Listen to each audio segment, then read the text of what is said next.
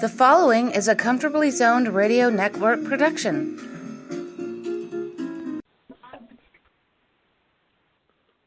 Thank you, Tally Olson. I am back. You are comfortably zoned with me, Ralph Zig-Tycho, and it is Mets in the Zone. The two hosts are here. Marty Rose, how are you? Very good, Ralph. How are you tonight? Good. And Robert Cole, how you doing? Doing good, Ralph. Okay, I am going to start the show with the same question I had when we talked before the show. With the DH not around this year, what's going to happen with Smith and Alonso? Start with you, Robert. Well, right now, the way it stands, it will be Alonso playing first base, Smith playing left field, and go into the late innings with the lead. Smith will go to first base, and one of the other outfielders will come out to center field, and Nimmo will go to left field. Okay. Marty, are you happy with Nimmo in center and not having signed anyone like Springer or Jackie Bradley Jr., who had been talked about? Have you found some solace in that? Well, I like Nimmo. I like Nimmo. He's especially, at the top of the lineup. I think he's good enough in center field. I didn't want them to sign Springer for that kind of money. And Jackie Bradley Jr., I think if they would have been the DH, if they would have announced the DH earlier, whether it's going to be a positive, I think they may have signed Jackie Bradley Jr. But I'm pretty sure that the reason they didn't and they won't is because apparently at this point there's not going to be any DH. Just to keep things level, the tables level, shouldn't they have decided upon this weeks and even months ago? Does this seem fair, or is this getting Bush League? Might have something to do with the contract, the agreement with the union. So, okay. Isn't there another? I think it's at the end. When's the contract with the union up? At the end of 21? I think so, right? Yeah, I believe so. So I think this could be the last year of pitchers hitting in that case. Yes. The players wanted the DH, okay, but the MLB is holding that as a chip, and they were trying to get the players to agree initially to a shorter season and a longer playoff. And the players wouldn't go for that. And the MLB was not going to give them everything, so they're held back on the DH. The players themselves actually want the DH, but they were not willing to go to a shorter season. And the owners, of course, wanted the shorter season because they weren't sure whether they're going to have fans in the stands to begin the year a month or two ago. Now it looks like there will be some fans in the stands. Right. I heard that too. Okay. Did Nimmo get a bad rap in national publicity? Because all three of us liked him in center field last year. Didn't seem like defense was a weakness. And with all these rumors that didn't come true, I wonder if he isn't as good as we thought he was. Oof. That's tough. Yeah. Okay, the problem is they use all these new metrics to measure things, and under these metrics, I don't think his defense ranks as high as some others. We watch him every day, basically. He's certainly an adequate center fielder. Now they have, Kevin Pillar, whose, thing is defense. And so, they can go ahead with Alonso and Smith and Nimmo. And then, like I said, in late innings, Pillar will go to center, Nimmo will go to left, and Smith will go to first. Then Alonso will come out. And it appears that they're comfortable with that. One other thing, on all the Mets sites, Mets management and ownership are getting wrapped for not signing, one of the big, free agents, Real Muto, Springer, what's the pitcher's name? I forget. Bauer. And Springer and Bauer, okay, in my opinion, played the Mets. Okay, they had no intention of signing with the Mets. They played the Mets.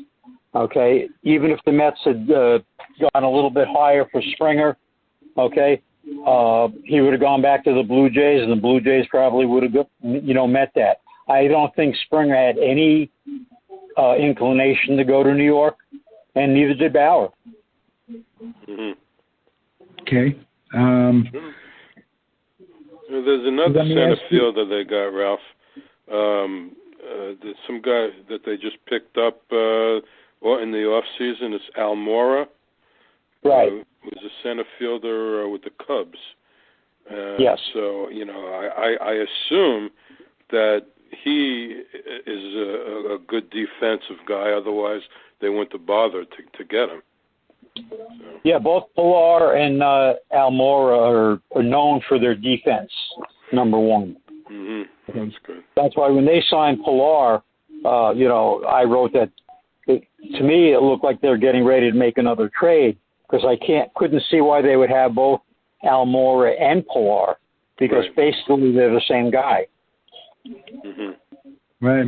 Maybe they're thinking depth in terms of you can't have too many good outfielders that play defense. Well, Almora is only 26, so I mean he could still improve. Good, yeah, well, he had a good year a couple of years ago. I mean, he was supposed to be the Cubs center fielder. So not sure what happened exactly, but maybe the Mets can dig that out of him. Change of scenery sometimes does wonders. Yep. True. Yeah. Okay, how about Alonso? What kind of year do you expect out of him, Marty? Jeez.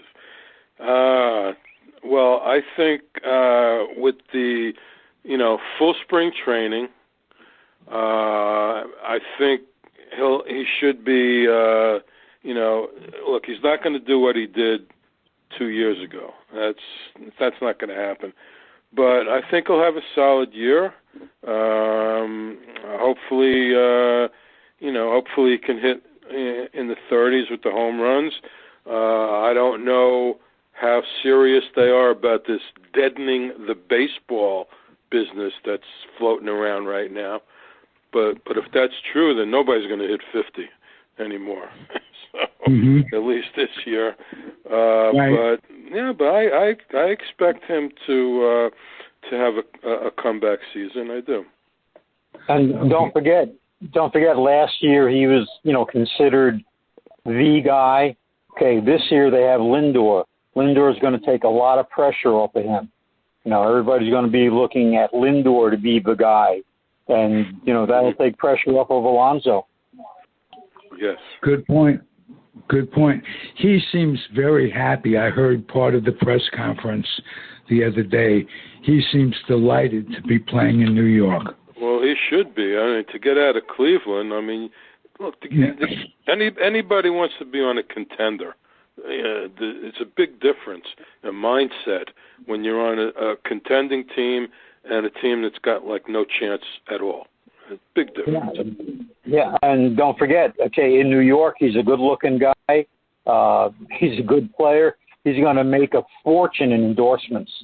You know, I mean, what's he going to make out in Cleveland? Right. Very good point. Very good point. The question is, will they sign him before the season starts? That's the question. I hope so.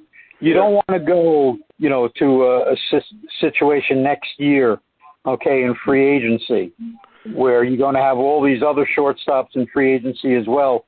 I think if they don't sign him, okay, he'll wind up with the Dodgers. Oh, God. Oh, that's what we need. Oh, God. Oh, man. Well, he said he would not talk during the season, so they better get this done in the preseason. And well, it'd be nice I if they heard could get that he's going to sign with the Dodgers just for Bernie Rose's happiness. Well, they don't need a shortstop anyway, so they're in good shape. Well, they will possibly, because Bellinger's a free agent after this year. Oh, is he? Jeez. Yes. Ooh. Yeah, that's what I'm saying. You're going to have like 4 top shortstops. Correa from Houston, the guy from the Cubs, Baez, I think. Lindor, Bellinger. So you have all these guys that are going to be free agents. So. Oh boy. Now, I was hoping that the Dodgers would sign Bellinger, okay, and now get him out of the way, but they have not yet.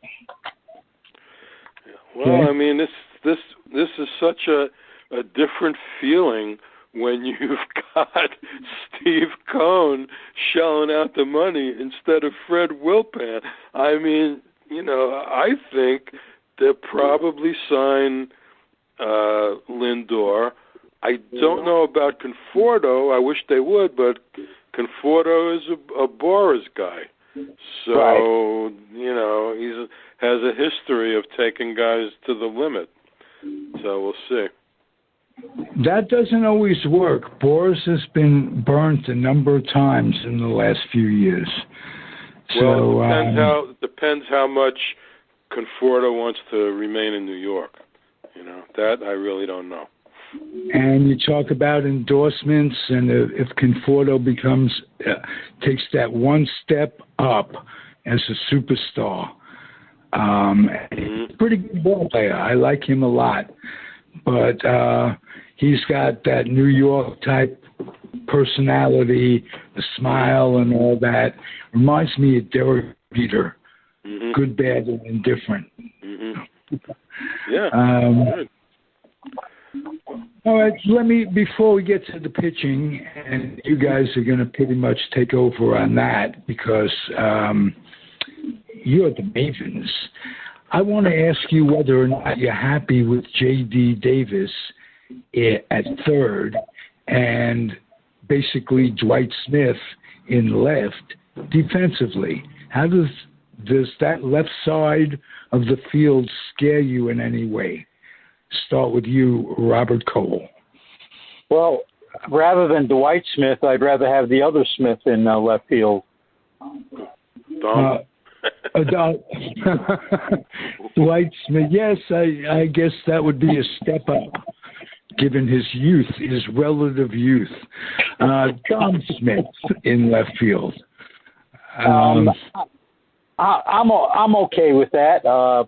I think the Mets are too. I mean, Chris Bryant is still out there, and as I wrote on, the website this morning, they broke off the talks with the Cubs for Chris Bryant, but depending on how each of the teams does come trading deadline time, that may come up again, the trade for Chris Bryant. But right now, I would be okay. Dom Smith certainly can swing the bat. Davis can, swing the bat. Left side, maybe a little weak defensively, but now you have a Gold Glove shortstop, Lindor, over on that side also. So that takes a little bit of that weakness out of there. And you get to play McNeil steadily at second base, and I think that's going to be good for his entire game. Yes. He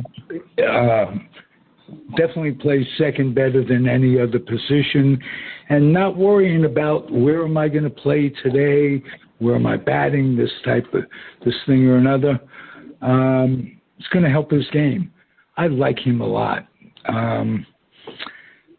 Talk catching. Well, McCann is a good pickup. He's only 30. He can handle pitchers well. I think they needed to make this move. I saw improvement last year in Nito at the plate for the short as the season was. He's a good catcher also, and I think the catching's in a good place because I believe they have a kid yes. who's very highly rated. Also, is maybe a couple of years away. Yeah, he's very young, Francisco Alvarez. Okay, right. I think he's just turning 19, and he's one of the highest-rated catchers in the minor leagues already. So, give him a couple of years, and he'll be ready to come up. Nothing goes wrong. Yeah. I was kind of surprised that they DFA'd Ali Sanchez. Because he was basically the number 3 catcher, and they DFA'd him. So. Yeah. Yeah. Well, I think I think somebody picked him up. They traded him someplace. But, I guess because of this other kid coming up, they didn't need him anymore. And Nito's young, too. So. Yeah. Well, we got to hope that there's no injuries like they've had at catching, the last couple of years. True. Yeah. Hey, Travis is still doing well with the Rays, isn't he? No, actually, Travis d'Arnaud is doing very well with the Braves. Okay. I didn't realize that. Signed as a free agent?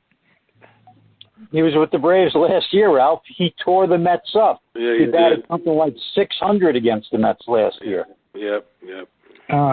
How quickly I forget. Last year's season was a blur for a number of reasons. Yep. First of all, we never really knew how many games were going to be played. We didn't know what was the unknown of COVID. This has been horrible. And now it seems that my brain is affected more than usual.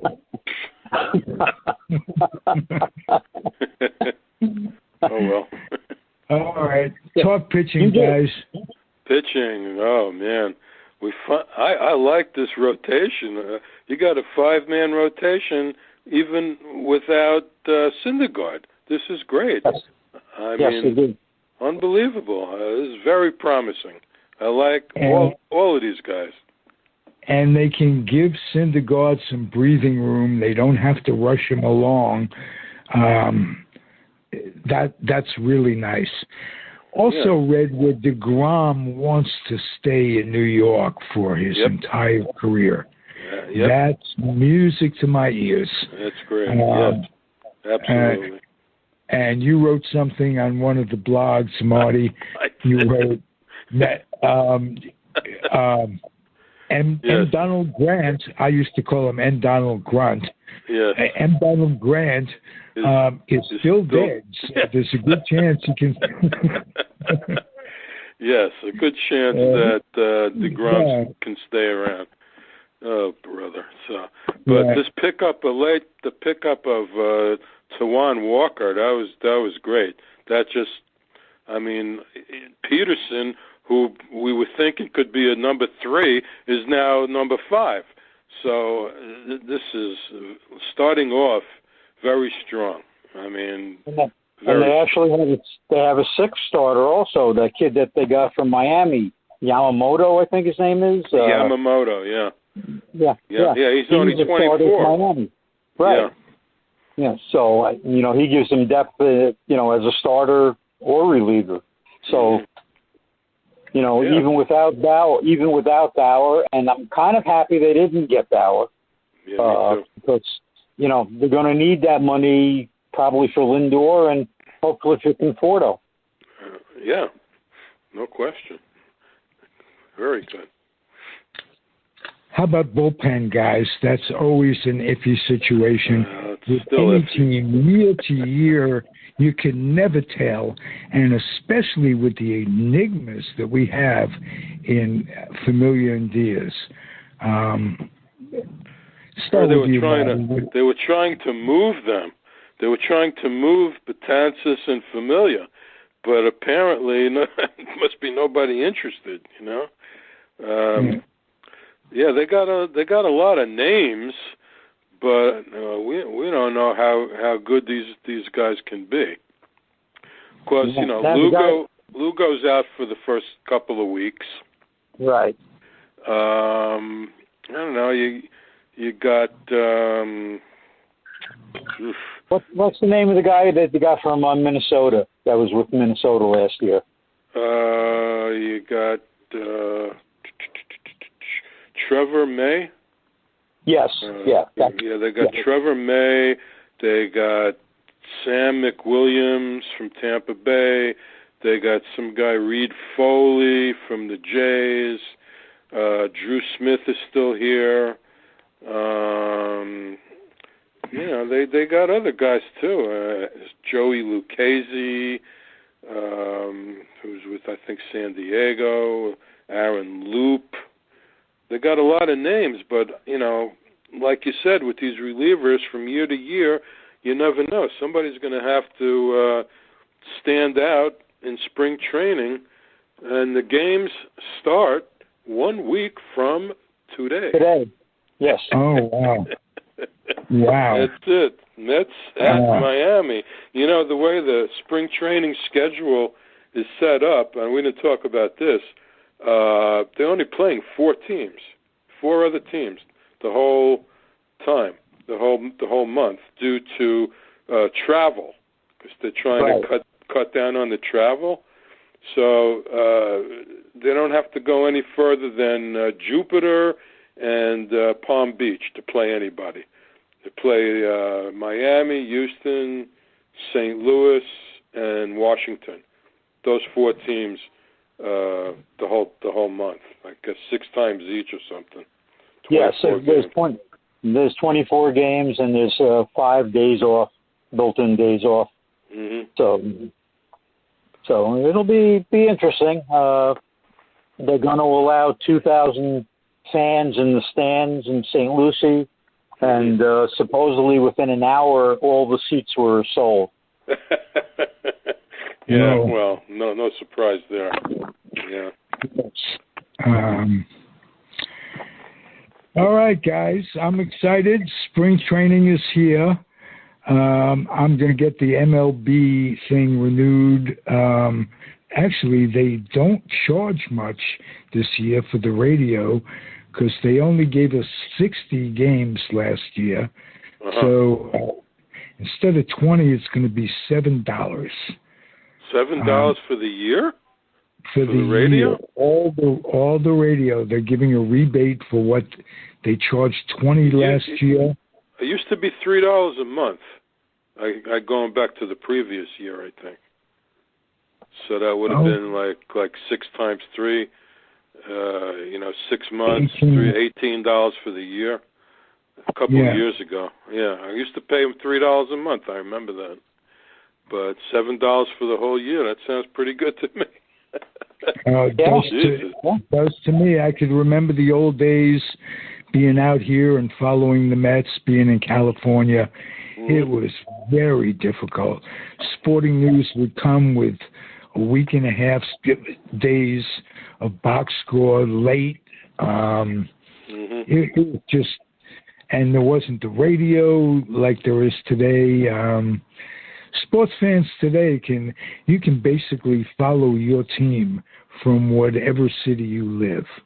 And yeah, if you want to pay for it, absolutely, sure. Yeah. Oh yeah, yeah, it's great. That part is nice. My kids bought me the wireless headphones, so I can listen to Howie Rose now with no wires. That's nice.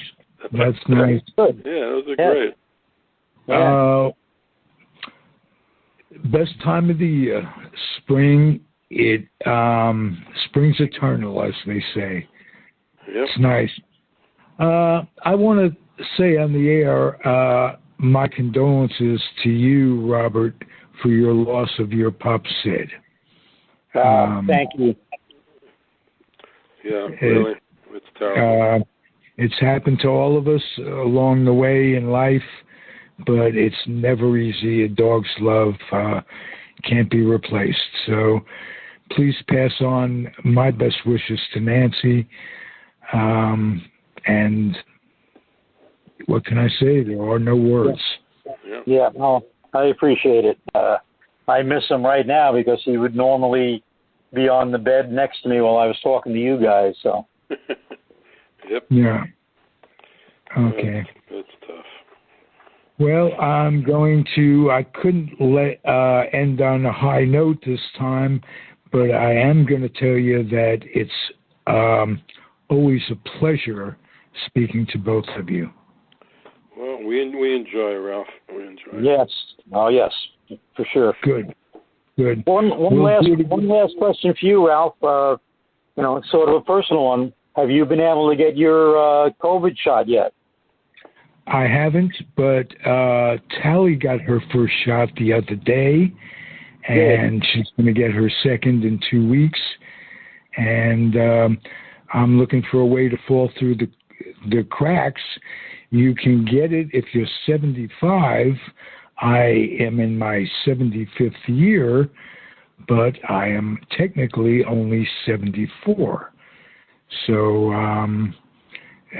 Callie gets it on some program where she works in her neighborhood. And I don't have access to that, but I'm going to try. And thank God most places it's 65 and over. How come it's so high by you? I have no idea, but that's the way it is. The priority comes down. It depends on the state. It depends on the county you live in. I guess the amount of vaccine that they actually have too. Right, but as a country, we just passed the milestone. 500,000 people have bought it, and we look at it. We tend to look at it in a live-die situation. It's more than that. 30% of the folks that come down with it, 9 months later, they still have symptoms, recurring symptoms. So it isn't necessarily whether you make it or you don't. There's a big in-between. And actuarially, our life expectancy has gone down a year because of this. Yes, it has. And to say nothing of the quality of life, you can't pick up your hat and go to a baseball game anymore. There's only going to be X number of seats available. We can get into it another time, but the minor leagues have been crushed by MLB. And we're going to see, or maybe our ancestors are the people, not our ancestors, but our kids and grandkids will see a distinct quality of the game reduction when minor league instruction, you used to have 5, 6, 7 teams in the minors, D League, C League, 2 or 3 when we were growing up, 2 or 3 teams in AAA, at times. Right. I remember the Yankees had Denver, they had Richmond. You don't see that anymore, and the quality of play is going to be affected. And to say nothing about all the folks that look on the minor league level, scouts, people who work in stadiums, they're out of luck. It's you probably have more kids stay in college rather than take a chance on going to the minors and getting cut because there's only so many roster spaces. And that's exactly what baseball wants. They want college. When I say baseball, MLB, and what have you, they want the colleges to provide the minor leagues for them. Well, that's what basketball and football do. The NBA and the NFL, they use the colleges as their training program.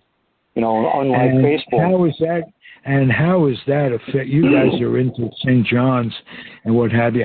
How is the one and out thing affected college basketball?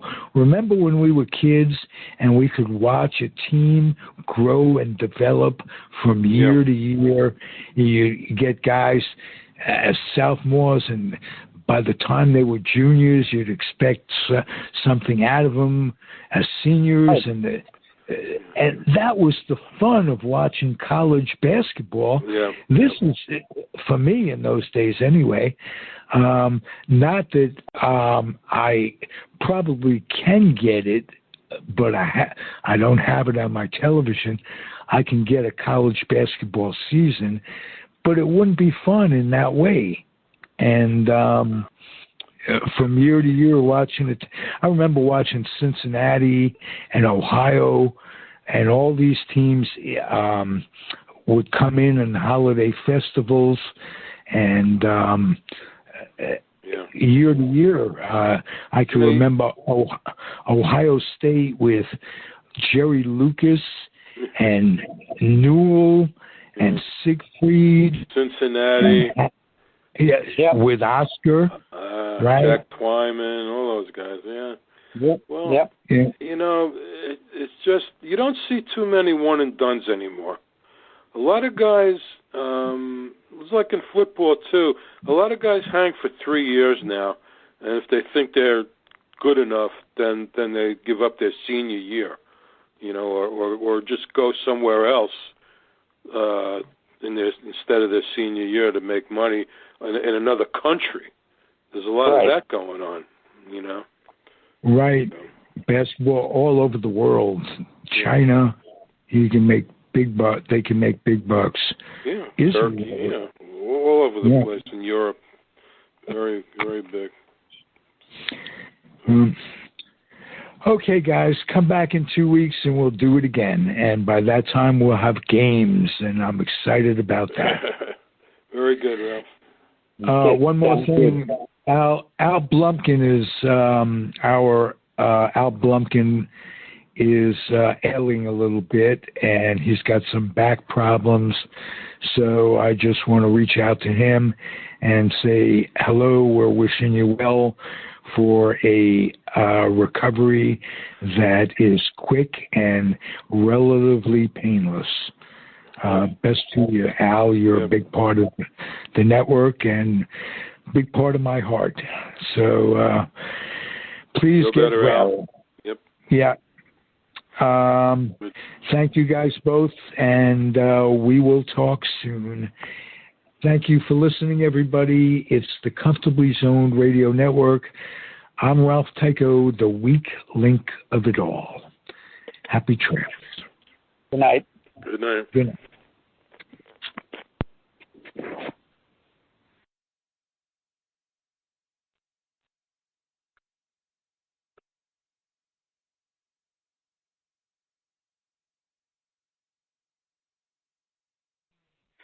The proceeding has been a Comfortably Zoned network production. You are advised to keep your dreams wet, your humor dry, your children and grandchildren out of military recruiting offices and off the laps of clerics who wear dresses.